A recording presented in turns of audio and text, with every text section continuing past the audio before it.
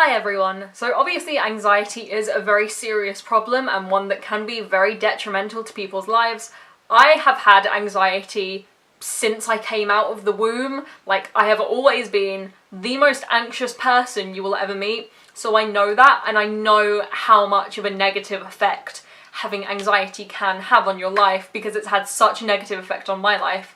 This whole video is supposed to be a little bit tongue-in-cheek. I'm not here to say having anxiety is a good thing or make the best out of your situation, because you can't always do that, okay?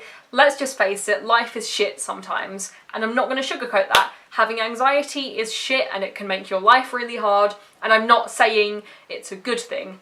In an attempt to make life feel a little bit less scary and try and find some kind of, maybe not necessarily silver lining, maybe a bronze lining, copper lining, like aluminium lining maybe. Today I thought I would talk to you guys about 3 of the possible benefits of anxiety, things that can be a little bit helpful about having anxiety. So first of all, when you have anxiety, you know what to do in every possible situation because you've imagined the outcome of every possible situation and also the outcomes of situations that are not possible. I have so much anxiety about travelling. I am terrified of travelling alone because that's just where my anxiety like really kicks up, and it's like, no, you're gonna do something, you're gonna get lost and you're gonna do something wrong. Get on the wrong train, you're gonna end up in the wrong place, your phone's gonna go out of battery. So I have thought about, like, really detailed how exactly I would get myself out of that situation. If I get on the wrong train, what would I do? If my phone runs out of battery, what will I do? How will I get it charged? I know what I would do in that situation, and even though it's so unlikely that that situation would happen and that all of those things would go wrong for me, I know exactly what to do in that situation because I've imagined it. If there is a burglar in my house, I know exactly how I can get out without anybody noticing me because I've imagined it a million different times in my head if that were a scenario. So when you have anxiety and you overthink everything way too much, you know what to do in every single situation. So just in case the unlikely possibility that something you worry about happens, you're gonna know exactly what to do in that situation.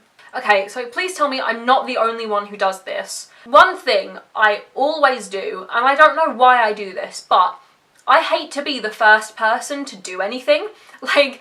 Like in school, I hate to be the first person to leave the class because I'm just like, the lesson's finished, the teacher's told us we can go, but what if we can't? What if we can't actually go? And as soon as I step out this door, he's gonna tell me off for leaving the class when I'm not allowed to. I need to wait for someone else to leave the class first. But wait, I've already turned my computer off and put my books away. I'm standing up with my bag over my shoulder. I'm ready to leave the classroom. It looks weird, me just standing here while all of these other people are just like, what are you doing? Like, you're just standing here ready to leave. You can leave, but you're not actually leaving. Please tell me it's not just me who does that, right? Is it just me? Okay. But I know what to do when that happens. When, like, I'm in class and the teacher says we can go, but I'm still not sure because I'm like, oh, he's told us we can go, but maybe we can't.